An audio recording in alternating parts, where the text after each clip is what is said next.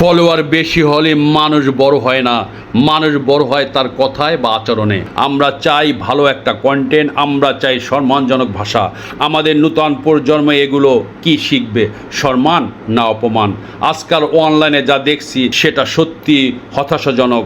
আজকাল অনলাইনে ঢুকলেই দেখি মামুন, লায়লা এবং তার মায়ের গল্প এবং তাদের পরিবার নিয়ে একে অপরকে দোষারোপ করে, অপমান, কুরুচিপূর্ণ ভাষা, কেউ কারো সম্মান রাখছে না, মা বাবাকে নিয়ে অশ্রদ্ধা, খারাপ কথা।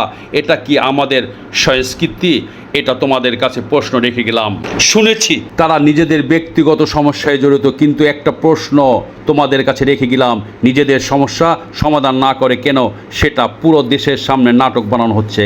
কিন্তু তারা কি শিখাচ্ছে ভালো কিছু নাকি খারাপ ভাষা আর বিষাক্ত আচরণ?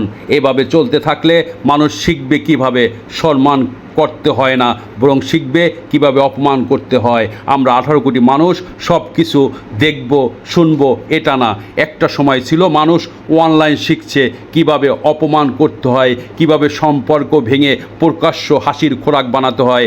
যেখানে সম্মান রক্ষা পায় না সেখানে কন্টেন্ট সুন্দর হতে পারে না। ফেমাস হওয়া আর সম্মান পাওয়া এক জিনিস না। সম্মানহীনতা কখনো বিনোদন হতে পারে না।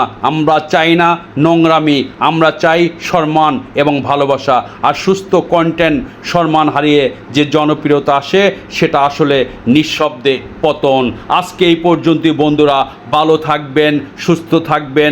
আপনাদের জন্য দোয়া করি, আমার জন্য দোয়া করবেন। খোদা হাফেজ।